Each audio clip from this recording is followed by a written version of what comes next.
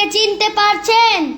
আল্লাহর ইচ্ছায় ও জনগণের ভালোবাসায় যদি বাংলাদেশের মানুষের সেবা করার সুযোগ আমরা পাই, তাহলে মালিক হব না, সেবক হব ইনশাআল্লাহ। আপনাদেরকে সাক্ষী রেখে বলছি, আমাদের দল ক্ষমতায় এলে আমাদের দলের কোনো এমপি মন্ত্রী সরকারের প্লট গ্রহণ করবে না, ট্যাক্সবিহীন কোনো গাড়িতে চড়বে না, নিজের হাতে কোনো টাকা চালাচালি করবে না।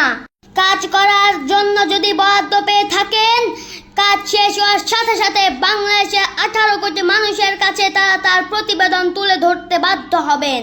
আমরা চাঁদা নিব না, আমরা দুর্নীতি করব না, আর আমরা চাঁদা নিতেও দেব না, দুর্নীতি সহ্য করব না ইনশাআল্লাহ। আমি 18 কোটি মানুষের একজন হয়ে কথা বলতে এসেছি।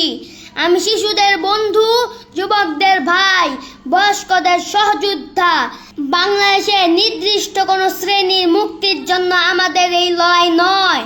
রাস্তার একজন পরিচ্ছন্নতা কর্মী, চা বাগানের একজন শ্রমিক, রক্ত পানি করা ঘাম ছড়ানো রিক্সা চালক ভাই, মাঠে ময়দানে বাংলাদেশের মানুষের মুখে যারা এক মুঠো ভাত তুলে দিতে চায়, আমার সেই কৃষক বন্ধু, আমি তাদের হয়ে কথা বলতে এসেছি।